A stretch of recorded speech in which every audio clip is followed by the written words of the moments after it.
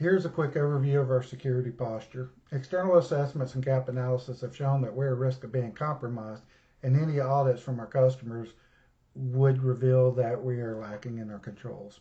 Previously, we had a $5.1 million budget to maintain what we have for security, and our information would have been considered publicly accessible, which meant our greatest concerns would be protecting our work and our reputation.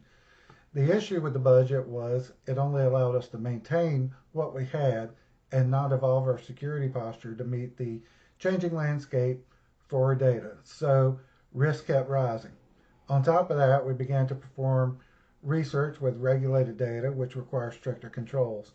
Any sensitive data for the government must follow strict CUI guidelines, and endpoints not storing or processing this data will still need to follow NIST 800-53 controls.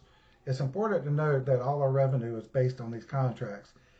If the government finds our controls are not sufficient and pulls projects, this could not only mean that they halt our sensitive projects and revenue, but it could impact our non-sensitive as our reputation is tarnished and they may want a single point of contact for both sets of projects.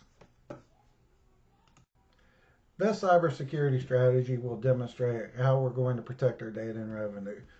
By keeping in line with the strategy, we will be able to prove that we are at the top of our business, and we can also grow exponentially by providing detailed reports that rank us above our competitors. This strategy will prepare us to move over to the new CMMC 2.0 framework by adjusting our internal controls, processes, and training, which would be minimal after this point as the controls and processes are in place and would just need some minor adjusting to meet any variations.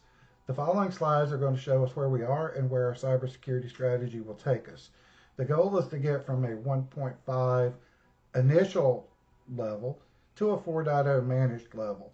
This will be a very large improvement which will meet the needs of our customers and put us in the role to work for level 5 optimizing. I've listed the 6 top risks we face and where they rank. We are well above our risk appetite with critical and extreme impacts due to the fact we don't have a CUI network. A lack of ransomware prevention and no incident response could result in all systems being compromised and the data lost or stolen. We also need much needed access control restrictions that would protect our systems from insider threats and ex-employees. As the cybersecurity strategy moves along, the risk will lower until we get to this point.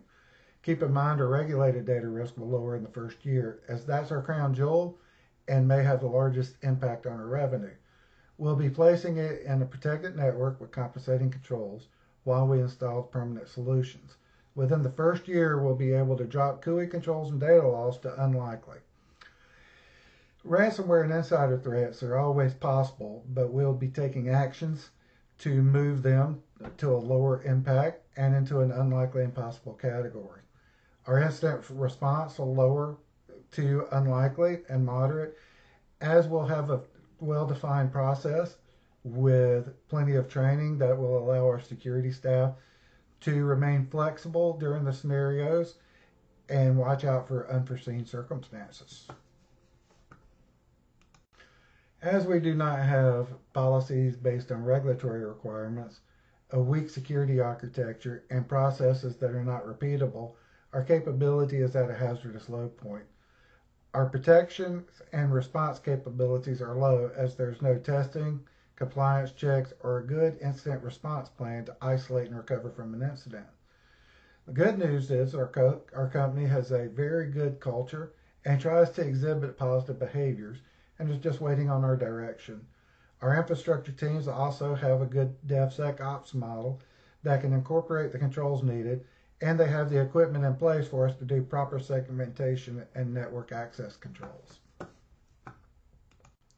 The goal of the cybersecurity strategy will be to bring us to the security maturity level 4, which is the managed level.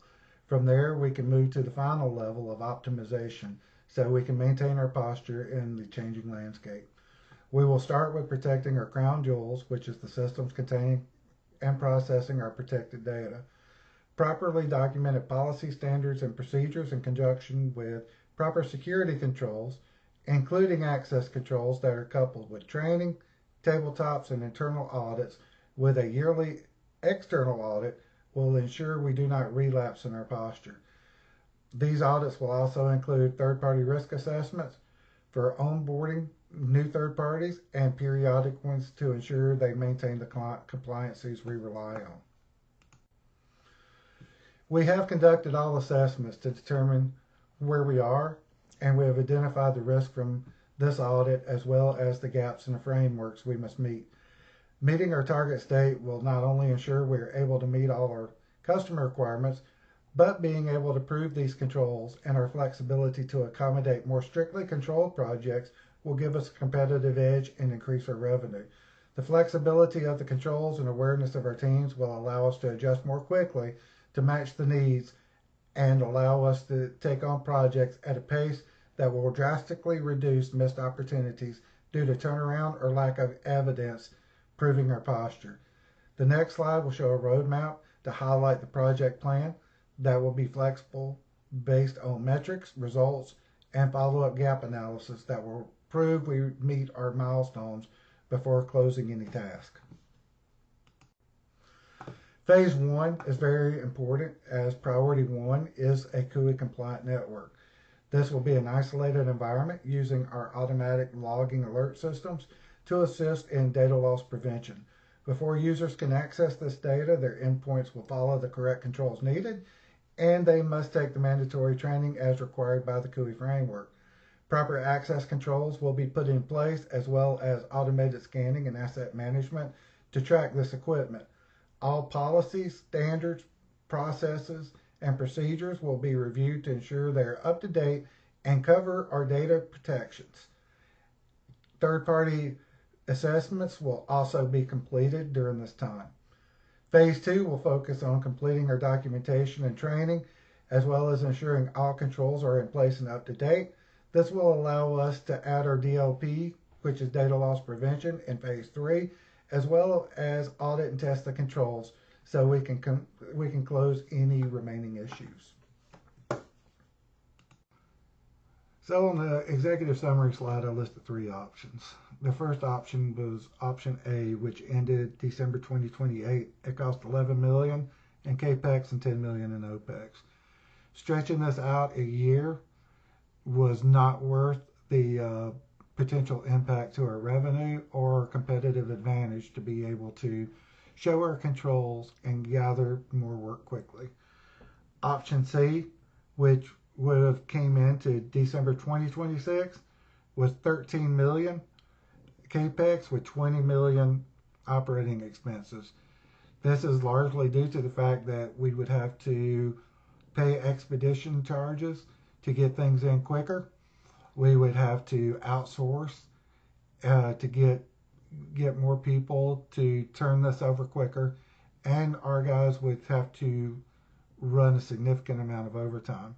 This not only costs us more, but it could cause burnout. Gap analysis would turn around quickly, and training would be quick.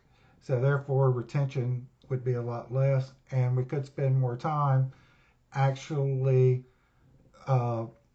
fixing that damage than we would be with going in a slower approach. This is why I chose option B, which is a pretty steady approach. Listed as the breakdown of the expenditures per year. We're going to look at the first year of doing our CUI compliance controls and training. This way our crown jewels are protected first and quickly. The second year, we're going to do a gap assessment of what we've done and what's remaining.